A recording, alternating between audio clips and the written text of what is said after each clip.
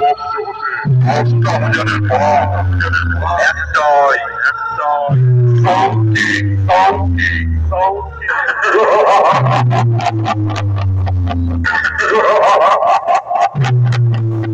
আমার সামনে আসিস না, 10,000-এর পেশ মেরে তোর হাতে ধরিয়ে দেবো একটা পাটি। বাবু 10টা টাকা দাও বাবু। আর মাথায় ছাতা, তখনই তোর মনে পড়বে এই গানটার কথা।